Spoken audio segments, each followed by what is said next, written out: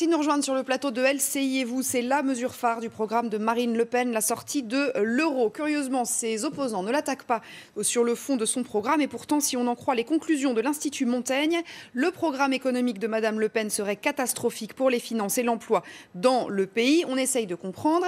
On en débat avec mes invités, et notamment avec Philippe Murer. Bonjour. Bonjour. Vous êtes économiste au cabinet de Marine Le Pen. Donc vous allez nous éclairer sans aucun doute sur la faisabilité, selon vous, de ce programme.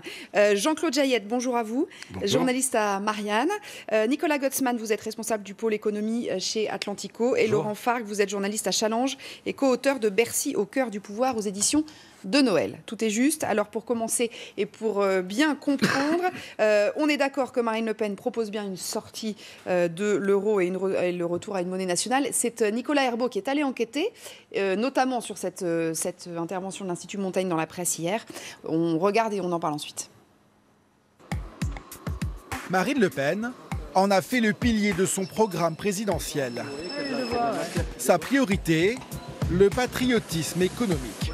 On a choisi une monnaie unique qui est une monnaie unique destructrice d'emplois. Donc il faut revoir le modèle économique. Il faut faire du patriotisme économique. Il faut faire du protectionnisme intelligent, c'est-à-dire mettre en œuvre ce que nous réclamons depuis des années et que, par exemple, M. Trump est en train de mettre en œuvre aux États-Unis, que Mme May est en train de mettre en œuvre. En réalité, ils sont en train d'appliquer le programme de Marine Le Pen. La candidate du FN prescrit donc à la France une sortie de la zone euro et un retour au franc. La proposition n'est pas nouvelle, sauf que les sondages qui la placent à chaque fois en première position au premier tour provoquent une vive inquiétude sur les marchés financiers. Depuis plusieurs semaines, les analystes observent une hausse des taux d'intérêt sur la dette française. Donc les investisseurs ont peur du risque Marine Le Pen et clairement on le voit sur ce graphique. Depuis le mois de août, on a une hausse des taux qui passe de 0,09% à 1,07%. Donc la France paye 1% plus cher quand elle emprunte sur les marchés par rapport à août et par rapport à décembre où elle empruntait à 0,6%.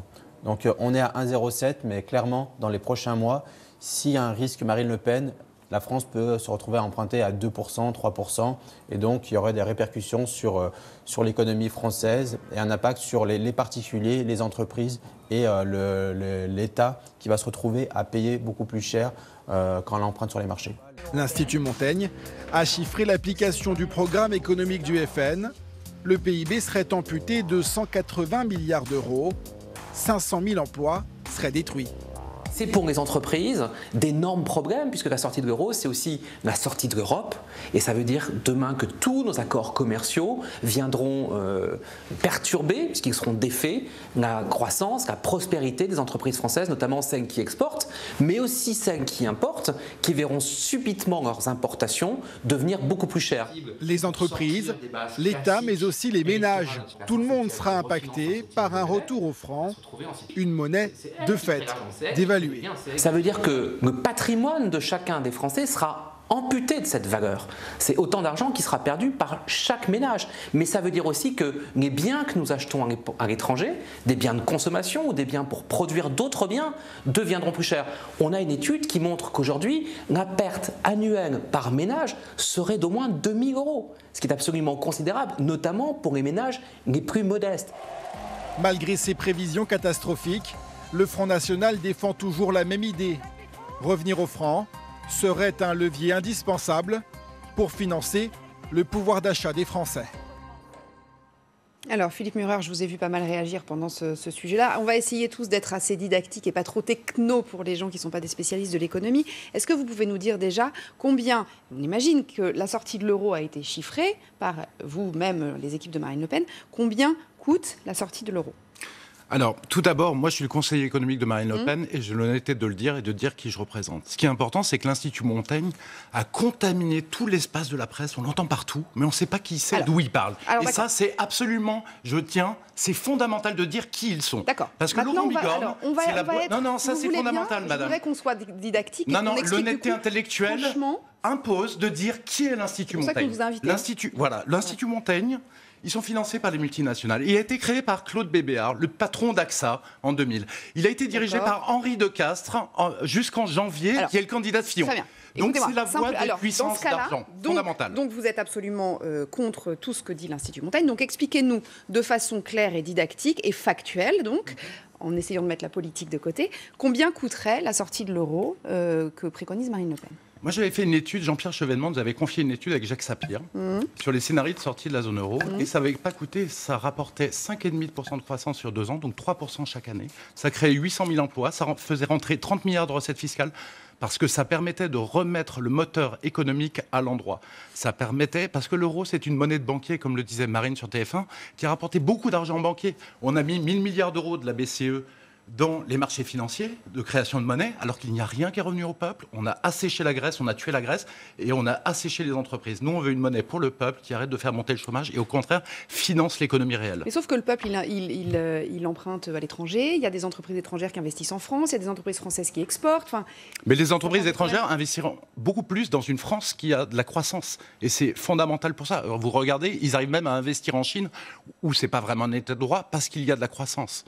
Donc c'est ça le sujet principal. Et la France n'a pas besoin d'investisseurs étrangers pour sa dette. Il y a bien assez d'épargnants en France pour financer la dette. D'ailleurs, on aimerait bien que les épargnants français aient directement accès à la dette et que ce ne soit pas les banques qui tiennent la dette pour le revendre. On aimerait bien passer directement aux épargnants français. Alors, on va prendre les choses les unes après les autres. Laurent Fargue, déjà, si on part du principe que si la France quitte l'euro, on va partir du principe que malgré tout, la zone euro n'explose pas. Ce qui, d'ailleurs, n'est pas forcément évident, mais... qu'est-ce qui se passe de façon concrète ? On essaye vraiment de mettre la politique de côté et d'essayer de comprendre concrètement comment ça fonctionne. Concrètement, je pense que le travail qu'a fait l'Institut Montaigne, il recoupe ce que pensent beaucoup d'économistes. Donc, c'est ce que vous avez dit, ils ont un certain lien avec d'anciennes compagnies d'assurance, mais je veux dire, ils se retrouvent dans des analyses que retrouvent beaucoup d'économistes. Les principaux coûts, en effet, c'est la dette française qui actuellement est libellée en euros, qui demain sera peut-être libellée en francs, mais si on rembourse en francs une dette qu'on a empruntée en euros, les investisseurs étrangers ne voudront évidemment plus nous prêter de la même manière, enfin prêter à la France. De taux de change pour le coup. Voilà, il y a un énorme problème de taux de change. Le premier partenaire commercial de la France, c'est l'Allemagne. C'est des pays européens donc, qui sont en euros. Donc si le franc est dévalué par rapport à tous ces pays, évidemment, les importations le prix d'importation va exploser. Donc ça pose tout un tas de problèmes. Et je pense que voilà, l'étude de l'Institut Montaigne là-dessus. Nous, on avait fait une étude avec l'Institut de l'entreprise dans Challenge, qui recoupe tout à fait tous ces problèmes, auxquels d'ailleurs le Front National ne répond absolument pas. Bon, j'avais fait l'étude avec Sapir, vous n'avez jamais répondu. Vous avez bien compris d'ailleurs que ça effraie totalement les Français, cette sortie de l'euro, à tel point que ça n'est même plus dans le programme. On ne sait plus trop ce que vous voulez faire. On ne sait plus si vous voulez sortir de l'euro ou si vous voulez recréer un écu qui nous ramène à 1979. On ne sait... Donc voilà, il y a plein de flou dans ce programme qui sont bien liés au fait que cette sortie de l'euro pose un problème de coût terrible. Quand on parle d'écu, Nicolas Gottsman, c'est cette fameuse monnaie qui serait... Donc il y aurait une monnaie nationale pour les Français, pour les habitants, et puis les entreprises et les milieux des affaires. On aurait une monnaie, comment on dit, unique, du coup je n'ose pas trop le dire, mais qui serait générale à l'Europe. Enfin, ça, je sais même pas je ne sais même pas ce que ça veut dire. Voilà. Mais ensuite, si on reprend la question de l'Institut Montaigne contre le Front National, je pense qu'on est en train de s'enfermer dans un débat qui n'a finalement pas beaucoup de sens entre, en gros, l'euro c'est nul et ou l'euro c'est super. Et ce débat-là n'a aucun sens. En fait, l'euro en tant que monnaie n'est en responsable de rien. Ce qui est la cause éventuellement des problèmes qu'on peut avoir effectivement dans l'économie européenne, c'est comment est gérée cette monnaie.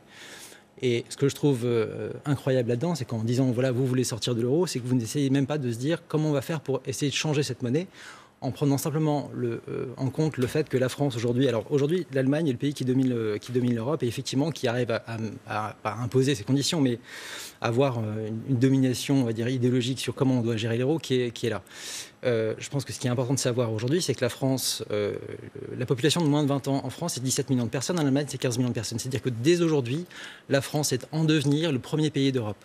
Et nous avons aujourd'hui un outil qui est l'euro, que nous pouvons transformer pour en faire une monnaie beaucoup plus forte que ce qu'elle est aujourd'hui, qui soit une monnaie un peu comme sur le modèle américain, qui soit une monnaie de croissance et de plein emploi, au lieu d'en faire un retour en francs qui, à mon avis, en tout cas de ce que je vois, me paraît assez peu crédible. Ce qui me semble en fait curieux dans cette cette histoire, c'est qu'on parle, encore une fois, de sortie de l'euro comme si c'était un but en soi. Le problème n'est pas de sortir de l'euro, le problème c'est qu'est-ce qu'on fait après. Et qu'est-ce qu'on fait après quand on voit le cas du Brexit, quand on voit le cas de ce qui se passe aux États-Unis.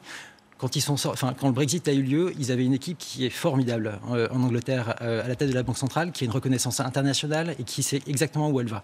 Aux États-Unis, c'est exactement la même chose. Le problème du Front National aujourd'hui, c'est qui ils vont mettre à la tête de la Banque de France, avec quelle stratégie. Et là, je pense qu'on est absolument dans le vide total. Le problème que vous soulevez là, peut-être, Jean-Claude Jeannette, c'est de dire c'est bien joli de vouloir mettre fin à l'euro, mais pourquoi plutôt ne pas améliorer une monnaie qui certainement a des défauts, plutôt que de repartir dans l'inconnu total et sur une page blanche totale. C'est exactement le problème qui se pose, je trouve. Il est extrêmement bien posé.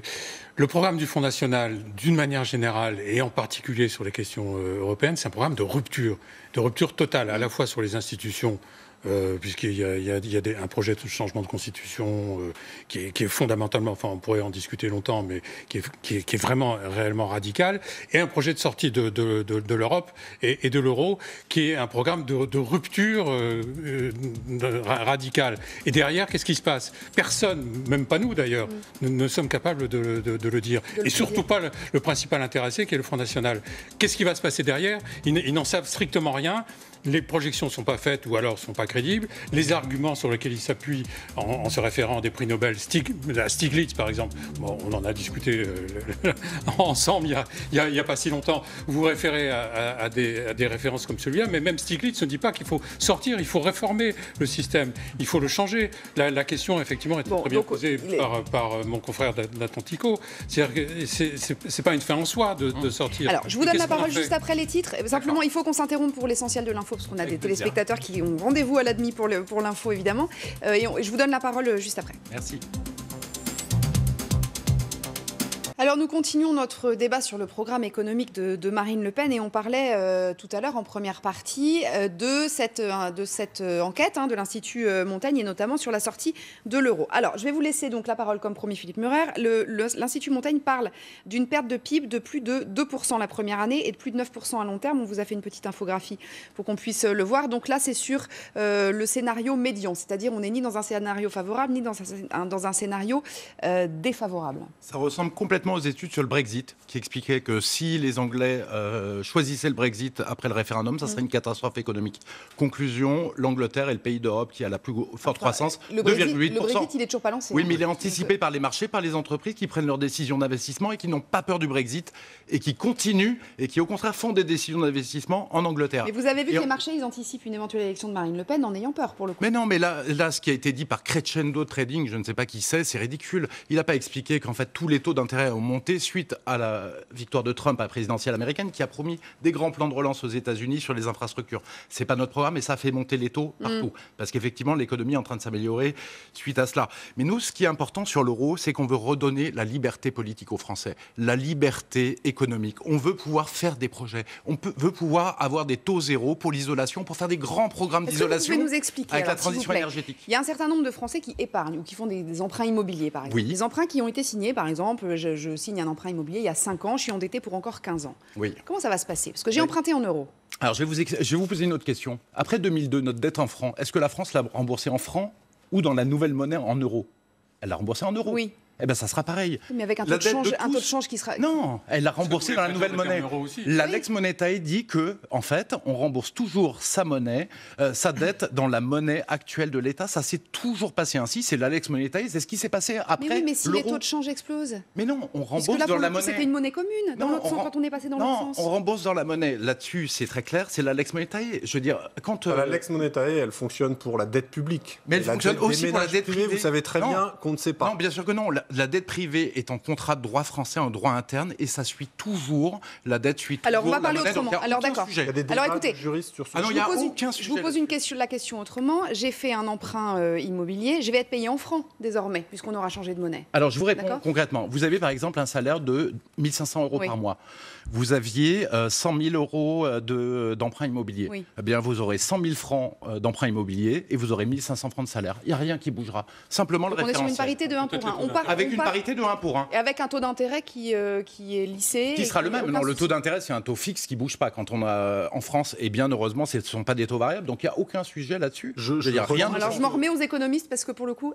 Je le redis parce que et je pense que vous le savez très bien, c'est un sujet autant pour la dette publique, c'est-à-dire que la dette de la France, vous avez sans doute raison. Bien qu'il y a des débats, mais pour la dette privée, c'est-à-dire les dettes des entreprises privées, les dettes des banques privées, qui représentent 265% du PIB, puisque la dette privée est beaucoup plus élevée que la dette publique. C'est la dette totale. Laissez-le terminer. Non, mais c'est faux. C'est pas 265% du PIB, c'est l'ensemble des dettes de la France. La dette privée, la dette des entreprises privées et la dette des particuliers, la dette des entreprises privées et des banques privées, il est quasiment certain qu'elles seront obligées de rembourser en euros. Et les particuliers, c'est un débat de juristes et on ne sait absolument pas ce qui se passera. Vous êtes vraiment une partie de la peur. Le problème, c'est d'être du coup peut-être dans l'inconnu. Alors on va vous poser une autre question. Pour par exemple les ménages qui du coup ne sauront pas trop où on va, puisque on peut pas nier qu'on est un peu dans l'inconnu pour le coup, du coup auront plutôt tendance à placer leur argent à l'étranger. Alors déjà, pour être sûr, quoi. Je vous dis une chose, Marine a dit qu'elle allait chercher toutes ses souverainetés à Bruxelles pour refaire une Europe des nations et des libertés, et que ça sera un référendum. Donc ce sera les Français qui choisiront par référendum si on reste dans l'Union européenne et dans l'euro, selon ce qu'on aura obtenu à Bruxelles. Ça, c'est fondamental.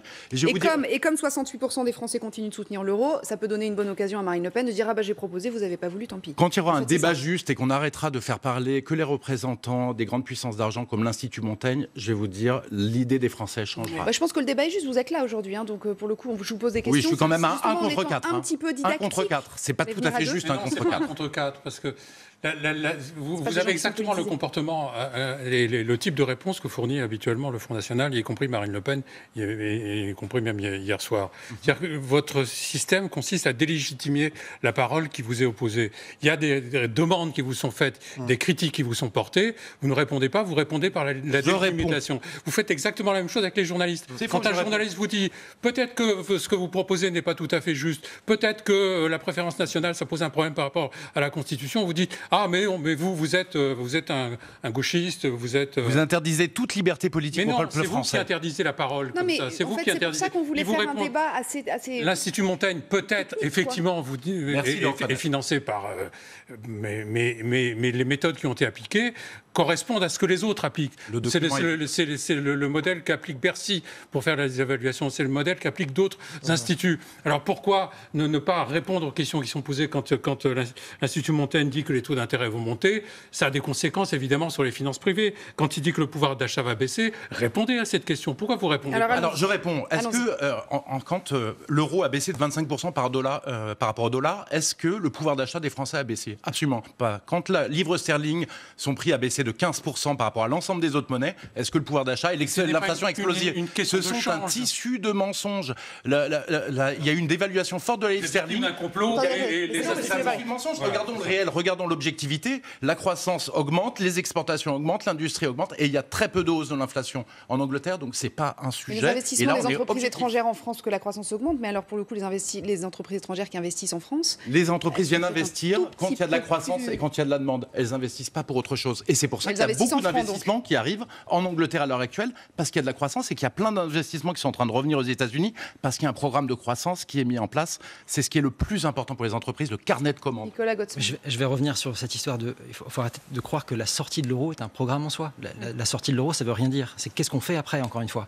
Qu'est-ce qu'a fait... Enfin, les Anglais, ils sont sortis de l'Union européenne, pas de l'euro. Ils sont sortis de l'Union européenne. Ils ne sont jamais rentrés dans l'euro, pour le coup. Donc voilà. c'est vrai que la question ne s'est pas posée. Encore une fois, ils ont une stratégie macroéconomique qui est menée par la Banque d'Angleterre, qui est tout à fait cohérente avec ce qu'ils font. Moi, la stratégie macroéconomique du Front National, je ne la comprends pas. On va dévaluer de 20%, je veux dire, ça c'est un discours des années 80, fin 70. Parce que par exemple, quand on voit ce qui s'est passé au Japon, la monnaie japonaise a perdu 40% de sa valeur en 2012. Mais c'est pas parce qu'ils ont dit on avait dévalué de 40%. Ça, on est un truc débile. Vraiment, on est dans la débilité. Ce qui s'est passé, c'est que le Japon a passé son objectif d'inflation qui était de 0 à passer à 1%. Et le marché a décidé ensuite que ça valait une dévaluation de 40%. Mais cette stratégie-là, le Front National, ils n'en parlent pas. Parce que si jamais le Front National venait à parler d'une stratégie monétaire qui aurait éventuellement un caractère à peu près décent, ce qui n'est vraiment pas le cas aujourd'hui, on aurait quoi? On aurait en fait un discours qui montrait, en fait, le Front National propose de faire la même chose que les autres. Et ben alors, si le Front National propose de faire la même chose que les autres, quel est l'intérêt? En fait, le seul intérêt du Front National là-dedans, c'est de dire on sort de l'Europe. Un discours d'opposition, de transgression, mais sans aucun objectif derrière. C'est-à-dire qu'en gros, on n'arrive à rien, juste sur l'opposition. Et c'est ça qui me désole avec l'Institut Montaigne, c'est qu'ils rentrent tout à fait dans ce jeu-là, qui est en gros pour, contre, mais c'est un débat qui est complètement inutile. La question qui se pose aujourd'hui en Europe, c'est de savoir comment on fait pour réformer l'euro, pour en faire une monnaie qui soit effectivement une monnaie de plein emploi, pour sauver l'Europe. Si Marine Le Pen arrive à l'Élysée, elle n'a pas l'intention d'aller négocier, donc comment on fait avec l'euro? Justement, mais c'est ça qui est dingue, c'est qu'en fait, Marine Le Pen, elle propose de baisser la tête. C'est-à-dire qu'en gros, la zone euro, c'est effectivement un outil formidable s'il est mis au service des populations, ce qui peut tout à fait être le cas. Et en fait, Marine Le Pen, ce qu'elle propose, c'est juste de baisser la tête, de dire, en fait, moi j'abandonne, je négocie même pas parce que j'y arriverai pas, je reviens à ma monnaie. Laurent Fargue. Oui, je voulais juste souligner que comparer le Brexit avec la sortie de l'euro, c'est deux choses qui n'ont rien à voir, puisque la Grande-Bretagne est sortie de l'Union européenne, elle n'était pas dans l'euro, donc ça n'a rien à voir. Par ailleurs, le Brexit, il n'est pas fini, puisque c'est une longue procédure qui va prendre 2 ans, donc on ne sait absolument pas les effets qu'auront réellement le Brexit sur l'économie, sur l'économie de la Grande-Bretagne. Donc jusque-là, c'est un peu difficile de comparer ces choses-là. Et l'autre argument que vous donnez toujours, c'est que vous dites l'euro a baissé par rapport au dollar et les Français s'en sont pas rendus compte pour leur pouvoir d'achat, etc. Mais on ne parle pas du tout de la même chose, puisque si vous sortez de l'euro, il y aura un nouveau franc qui sera dévalué par rapport à l'euro, c'est-à-dire à la monnaie de tous les pays européens qui nous entourent, de tous nos partenaires commerciaux au quotidien. Donc ça n'a rien à voir. Absolument. Les États-Unis, c'est à peu près 7% d'importation. Enfin, la France importe à peu près 7% de ses importations des États-Unis. Par rapport à la zone euro, rien qu'avec l'Allemagne, c'est 17%. Donc on ne parle pas du tout de la même chose. Donc cette comparaison-là, elle n'a aucun sens. On va écouter Marine Le Pen hier soir aux 20h de TF1 sur le thème du protectionnisme. Je ferai la même chose que M. Trump qui a réussi à obtenir la relocalisation de beaucoup d'entreprises américaines. J'expliquerai à ces entreprises que si elles ne viennent pas construire leurs voitures en France, eh bien, lorsqu'elles réimporteront leurs voitures en France, elles seront frappées d'un droit de douane. Et de surcroît, nous allons mettre en place un patriotisme économique. C'est-à-dire que, par exemple, nous allons réserver la commande publique à des entreprises françaises. Jean-Claude Jayette, est-ce que vous pouvez nous expliquer pourquoi ça ne marche pas, selon vous? Le protectionnisme, D'abord, il y a deux choses. J'aimerais bien avoir une explication là-dessus. Marine Le Pen dit constamment qu'on va faire du protectionnisme, mais elle ajoute un petit qualificatif qui est protectionnisme intelligent. Qu'est-ce que ça veut dire, le protectionnisme intelligent? Moi, je le comprends comme ça va être du protectionnisme avec tout. Ça va être du protectionnisme juste avec toutes les conséquences que ça va avoir, de repli sur soi, de difficultés, de rupture avec les accords de commerce internationaux. Mais comme ça fait peur, ça, évidemment, on rajoute ça va être intelligent, c'est-à-dire que ça va être pas tout à fait du protectionnisme tout en étant du protectionnisme. Alors allez-y. Moi, je sens un peu l'arnaque. Alors allons-y. Je vous l'explique sur un cas très concret. La ferme des 1000 vaches, vous savez qu'il y a de plus en plus de fermes des 1000 vaches dans le monde, et il y a même une ferme des 100 000 vaches qui va naître en Chine.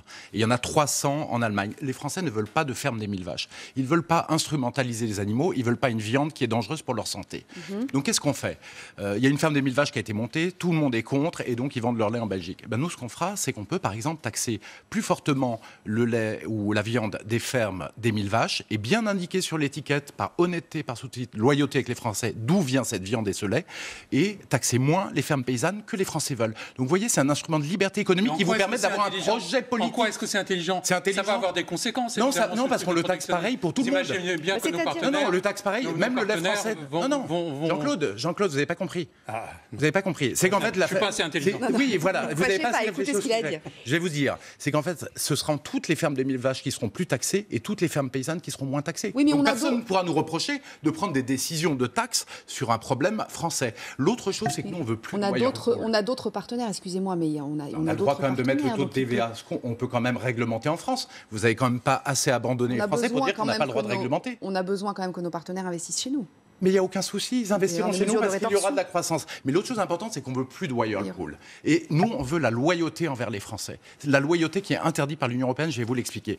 Whirlpool va déménager, délocaliser 400 emplois pour fabriquer ses réfrigérateurs en Pologne. Nous, ce qu'on veut, c'est que dans les magasins Darty, dans les magasins Fnac, il soit indiqué en gros que ces Whirlpool sont fabriqués en Pologne et pas en France. Et ceux qui fabriquent en France, ce sera indiqué en gros sur l'étiquette et le consommateur français pourra choisir et dire je paye 15 € de plus parce que c'est fabriqué en France, je suis patriote et en plus je pense que la qualité est meilleure. C'est une question de loyauté et de responsabilité. J'ai juste une petite question. Cette histoire de monnaie commune pour les entreprises, en fait, là-dedans, c'est quoi sa place? C'est une possibilité qu'on va laisser, c'est une possibilité dans la négociation que Marine Le Pen fera avec tous nos partenaires européens. Si on retrouve assez de souveraineté monétaire, on peut garder une monnaie commune, mais c'en est pas certain et ça sera les Français qui trancheront par référendum. Bon, Laurent Fargue là-dessus. Oui, sur en effet l'écu et on sent bien que le Front National et Marine Le Pen, vous n'êtes pas très à l'aise avec cette sortie de l'euro. Il y a cette piste de l'écu, on ne sait pas très bien ce que c'est. C'est pour les grandes entreprises, donc voilà, cette question est assez floue. Ce que je voulais souligner aussi, c'est que la réservation des commandes publiques aux entreprises françaises, par exemple, ça c'est quelque chose qui vient en contradiction directe avec les traités européens. Donc c'est quelque chose que vous ne pourrez pas mettre en œuvre avant 2 ans, c'est-à-dire avant que vous ayez fait toute la sortie de l'Union européenne. C'est pareil pour la contribution sociale à l'importation, là, à 3% sur tous les produits importés, qui est censé rapporter 15 milliards, qui va financer la prime de pouvoir d'achat. Ça aussi, c'est une mesure qui est juste illégale actuellement, parce que la France est tenue par des traités européens. Si on met la faisabilité de côté, est-ce que d'un point de vue économique, c'est une mesure qui serait une bonne mesure? Si on met évidemment de côté les négociations, etc. avec l'Europe.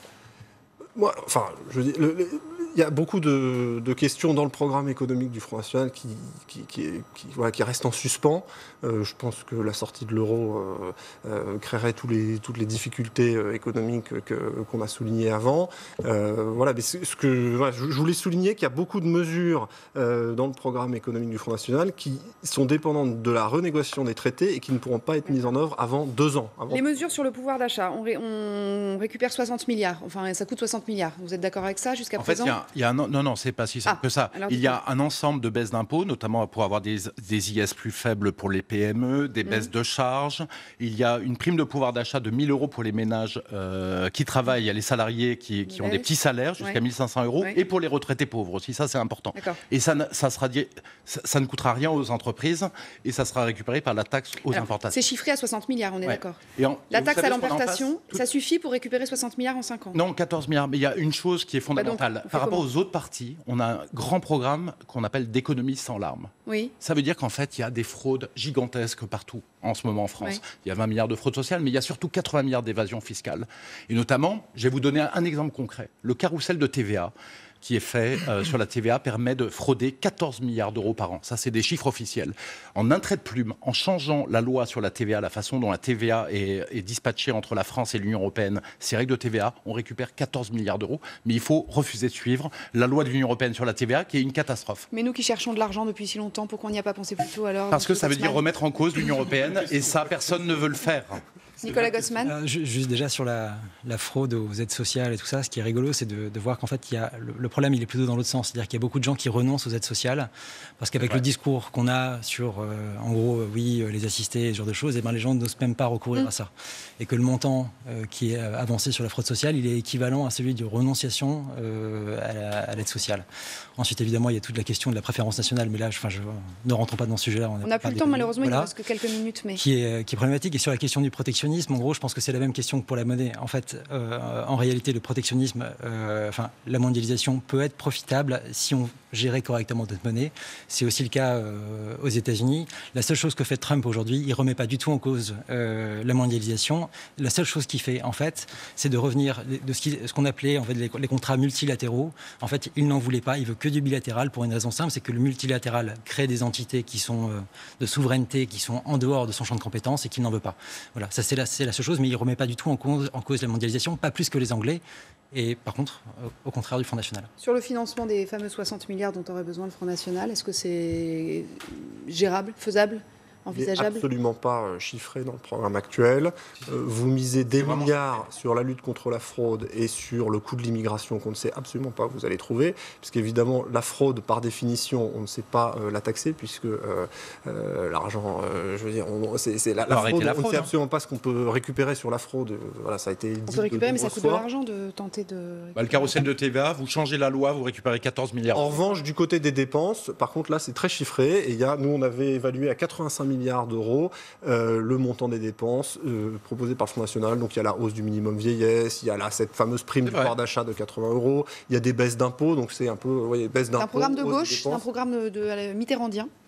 C'est un programme attrape-tout. C'est un programme qui donne à la fois des baisses d'impôts aux PME et qui donne des hausses d'allocations, des hausses de prestations sociales. Oui, c'est un programme, l'euro c'est nul, la mondialisation c'est nul et nous c'est super. Alors, mais je pense qu'on s'arrête là. On s'est posé la question justement, et je vais vous demander à vous sans doute Jean-Claude Jayette, on s'est demandé pourquoi est-ce que les opposants à Marine Le Pen n'attaquent pas là-dessus. Donc on va écouter un certain nombre de candidats à la présidentielle qui sont vraiment plus sur la forme et sur la diabolisation du Front National. Je vous ferai écouter ensuite un homme qui a attaqué sur le fond. Moi je considère aujourd'hui que devant le péril, la gravité d'une arrivée au pouvoir possible de Marine Le Pen, nous ne pouvons rien mettre de côté de notre énergie, de notre ténacité pour réussir le rassemblement de la gauche. Vous avez aux portes de cet établissement le Front National, oui, parce qu'il faut appeler ce qui se passe, il faut le nommer, le parti Front National, jouant sur les haines, les peurs, les émotions. Et je me bats contre l'extrême droite qui mettrait la France en faillite au bout de 6 mois et qui dresserait les Français les uns contre les autres. Voilà pour le chiffon rouge de la peur et de dresser les Français les uns contre les autres. Et je vous disais donc, il y en a un qui a attaqué sur le fond. Écoutez. C'est très important qu'on ait la confiance ensemble, surtout dans cette période où il y a un doute, où certains pensent qu'on pourrait faire mieux en étant enfermés dans nos frontières. Ici, si on était enfermés dans nos frontières, vous exportez 50% de votre production à l'étranger. C'est pour ça que nous ne pouvons pas accepter des solutions de protectionnisme, de nationalisme, qui nous mettraient dans une très grande difficulté. Voilà, je précise que le chef de l'État était chez Alstom, on ne le voyait pas, c'était caché par le bandeau, mais il était chez Alstom. Jean-Claude Jayette, pourquoi est-ce que personne l'attaque ? Mais pour les raisons qu'on... Ça paraît pourtant... D'abord là, je crois qu'on le fait. Oui, mais vous n'êtes pas des hommes et des femmes politiques. Non, mais parce que c'est globalement, parce que c'est un programme de ce que je disais tout à l'heure, c'est un programme de rupture radicale, à la fois du point de vue institutionnel et du point de vue économique. Donc derrière c'est quasiment un programme qui est présenté comme un programme révolutionnaire. Derrière une révolution, on ne sait pas ce qui se passe. Donc c'est cette rupture-là qui, à mon avis, que les politiques, dont les politiques s'emparent pour la décrire. Et parce que derrière une révolution, le chaos s'installe, des peurs s'installent. Parce qu'on a vu le dégagisme, on en parle beaucoup, justement. Est-ce que c'est une bonne stratégie ? Mais c'est extrêmement difficile de prendre point par point un programme comme ça, parce qu'on ne peut pas, ou alors... Ce qui est très équilibré. Non, c'est pas qu'il est très équilibré. Il y avait des choses évidentes dans le programme de Fillon.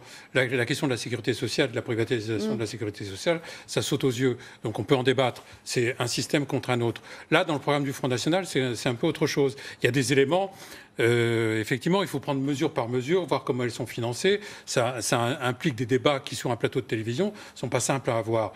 Maintenant, il y a une impression générale qui s'en dégage. Je pense que c'est de cette impression générale qui se dégage, qui est une impression de rupture, dont se saisissent le personnage. Je pense qu'il y a vraiment un problème de prise de parole et de vision à long terme des politiques en général. Je pense que ce que je disais au début, en fait, que la France, effectivement, est amenée à être la première puissance en Europe dans les années à venir, de penser que justement la France peut avoir ce rôle-là, de pouvoir faire de la zone euro effectivement la plus grande zone commerciale et la plus grande zone économique du monde, avec une France qui domine cette zone-là, avec une place au Conseil de sécurité, avec l'arme nucléaire, fait que la France effectivement est au cœur d'un projet qui peut avoir une dimension mondiale et d'exemple mondial. Franchement, Nicolas Gosselin, le rôle de la France puissance. Allez-y pour le mot de la fin, c'est quasiment fini. La France puissance au milieu de l'euro. Il reste 30 secondes, on ne va pas vous entendre. Instrumentalise l'Europe, c'est le rêve de Chevènement, ça n'a jamais fonctionné. Bon, moi j'ai une dernière question, il nous reste 30 secondes. J'ai une dernière question. On parlait tout à l'heure de référendum où on voit bien que sur la sortie de l'euro, finalement, on commence à glisser un peu. Manifestement, le parti est quand même un peu gêné aux entournures avec tout ça. Est-ce que ça vous arrangerait pas finalement que Marine Le Pen élue à l'Élysée fasse un référendum et que les Français disent non et comme ça? Ah non, certainement pas, parce que nous, on est volontariste, on a un programme très équilibré, on a un programme volontariste. Si on n'a pas les manettes et on ne peut pas réellement une liberté politique, une liberté économique pour agir pour la France, on ne pourra pas le faire. On ne pourra pas continuer. Et notre programme, il est très équilibré entre salariés, entreprises et État. Et si De Gaulle était révolutionnaire, Jean-Claude Jaillette, oui, nous acceptons, parce qu'effectivement, c'est un programme qui s'inspire d'une logique gaulliste, une logique où la France a toujours réussi. Allez, c'est terminé. On pourrait s'en parler pendant des heures, évidemment. Merci en tout cas d'avoir accepté notre invitation. Merci à vous tous. L'info continue sur LCI. Restez avec nous.